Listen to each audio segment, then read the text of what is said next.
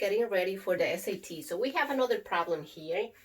If 3y minus x equals 9, what is 27 raised to the power of y divided by 3 raised to the power of x? We have some multiple choices here, A, B, C, D. So we're going to be solving this problem, okay? So you're going to be using some rules that you already know. Okay, now the first thing we have to do is look at the numbers that I have here, the bases. The first base is 27, and then the base that I have at the bottom is 3. So now if I have a fraction with the same base and different exponents, like m over n right here, we're going to be doing subtraction. So we're going to keep the same base and subtract exponents right here. But in order to do this, we must have the same base. What happened here, I have two different bases, but I can see that the 27 can be written down in a different form.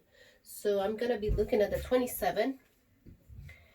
Okay, and we're going to change that 27 to 3 to the power of 3, or 3 cubed. So you can see right here that 3 cubed equals 27, because 3 times 3 times 3 equals 27. So we have right here. So we're going to change something here. So instead of writing down 27, what I'm going to do is change it. So I'm going to change the 27 to 3 to the power of 3.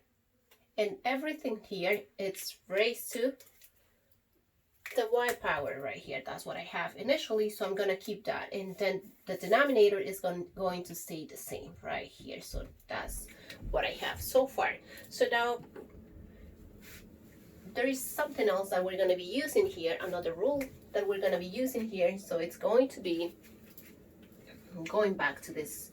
So the first here, what I'm going to do is every time that you have a base raised to any exponent like m, and everything raised to another exponent, what we do here is, if there is only one base raised to one exponent and everything raised to another exponent, we're going to multiply the exponents and we're going to keep the same base. So we keep the same base and we multiply m times n.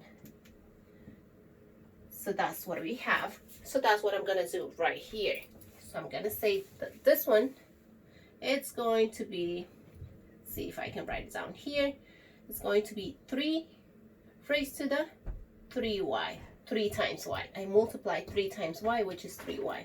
And then I'm going to keep right here my 3x. So now you can see that you're going to be able to subtract those two having the same base. So now what we're going to do here is we're going to use the information that I have here.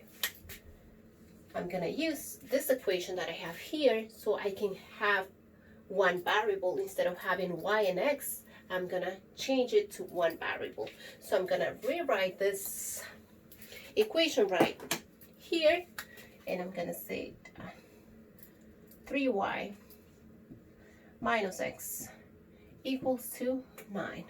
Now you can solve this equation in terms of y or in terms of x. So you're going to decide which one is the easiest one to solve it.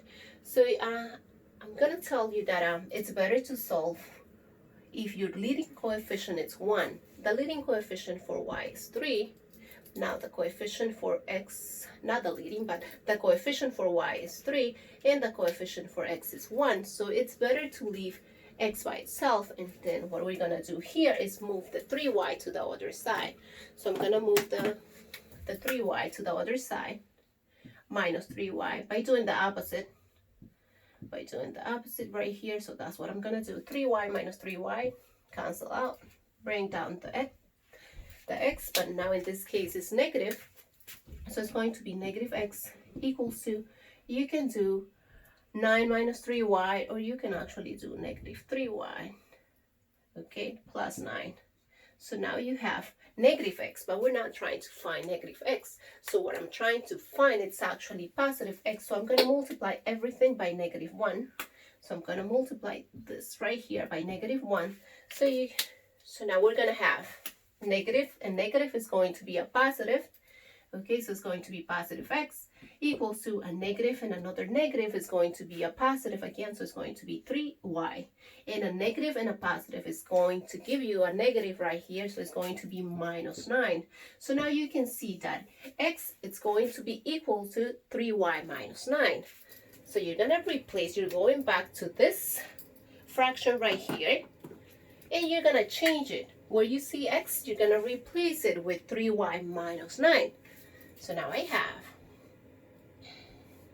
3 raised to the 3y, raised to the power of 3y, divided by 3 to the x. But remember, x is now 3y minus 9, and I'm doing this because I want to have just one variable. So now I have 3y minus 9.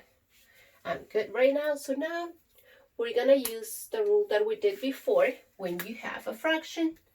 Okay, when you have a fraction with the same base and different exponents, you're gonna solve it by subtracting the exponent. So it's going to be n minus n. So that's what we're gonna use.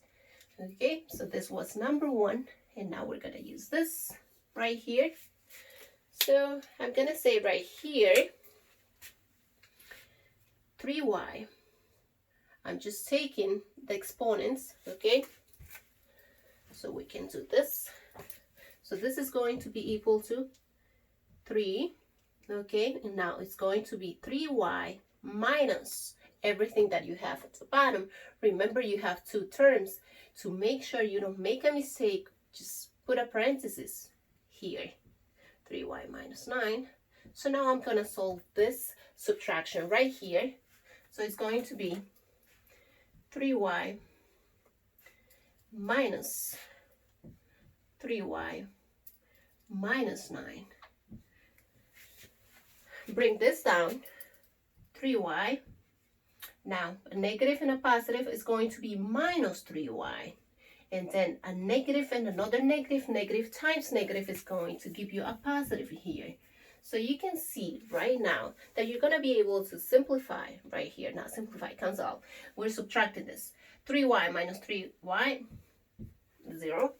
So now I have positive 9.